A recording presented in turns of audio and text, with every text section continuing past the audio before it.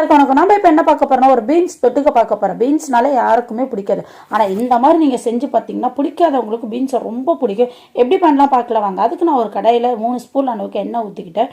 இதில் 2 ஸ்பூன் அளவுக்கு கடுகு ஆட் பண்ணிக்கிறேன். இது கூட 2 டேபிள் ஸ்பூன் அளவுக்கு நான் வந்து கடலைப்பருப்பு ஆட் பண்ணிக்கிறேன்.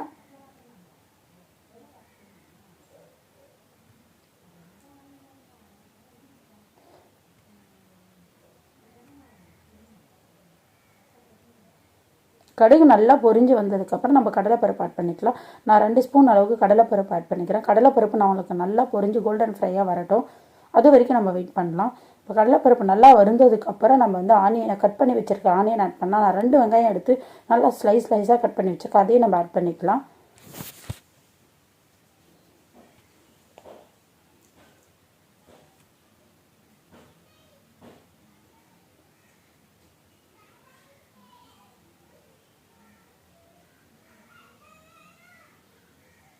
கடலைப்பருப்பு வந்து நமக்கு வருந்துருச்சு. இப்போ நம்ம வந்து கட் பண்ணி வச்சுருக்க ஆனியன் ஆட் பண்ணிக்கலாம். இது கூட ஒரு 3 பச்சை மிளகாய் கட் பண்ணி வச்சுக்கிறேன். இது மட்டும் தான் நம்ம காரத்துக்கு ஆட் பண்ண போகிறோம்.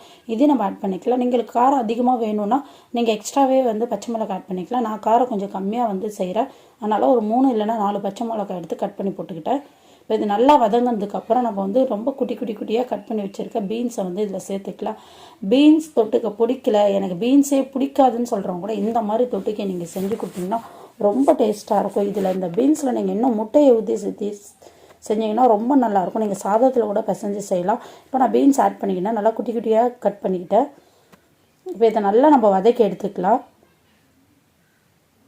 நல்லா வதக்கிக்கலாம். நல்லா வதக்கி எடுத்துக்கலாம். இதை வந்து மேக்ஸிமம் நம்ம வந்து நல்லா வந்து ஆயிலில் ஃப்ரை பண்ணிடலாம். அதுக்கப்புறம் வந்து நம்ம வாட்டர் ஆட் பண்ணலாம். இது கூட பார்த்திங்கன்னா ஒரு ஸ்பூன் அளவுக்கு மஞ்சள் பொடி ஆட் பண்ணுறேன்.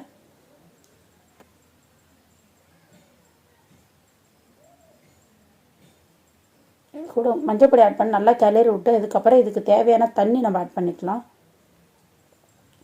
இப்போ இதுக்கு பீன்ஸுக்கு தேவையான சால்ட் நம்ம ஆட் பண்ணிக்கலாம். நான் கிட்டத்தட்ட ஒரு 1 ஸ்பூன் அளவுக்கு நான் சால்ட் ஆட் பண்ணிக்கிட்டேன். அதையும் நம்ம ஆட் பண்ணி எடுத்துக்கலாம். இப்போ நல்லா கிளறி விட்டு ஒரு தட்டு போட்டு மூடி கொஞ்சம் நேரம் வந்து லோ ஃப்ளேமில் வச்சு நம்ம குக் பண்ணி எடுத்துக்கலாம். சீக்கிரமாக நமக்கு பீன்ஸ் வைத்துடும். இந்த மெத்தடில் நீங்கள் பீன்ஸ் செஞ்சிங்கன்னா ரொம்ப நல்லாயிருக்கும். இப்போ நான் மார்னிங்கே இது வந்து ஸ்கூலுக்கு வந்து லஞ்சுக்காக பேக் பண்ணுறதுனால நான் தேங்காய் துருவி போட்டிருக்கேன். துருவிட தேங்காய் ஆட் பண்ணி நல்லா வதக்கி இறக்கிட்டால் நமக்கு சூப்பரான சுவையான பீன்ஸ் தொட்டுக்க ரெடி ஆகிடும்.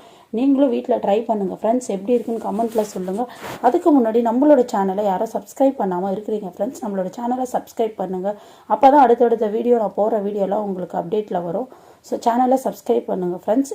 சூப்பரான சுவையான பீன்ஸ் பொரியல் ரெடி ஆகிடுச்சு. நீங்களும் ட்ரை பண்ணுங்கள் friends. Thank you. Bye bye friends. Thank you. இன்னொரு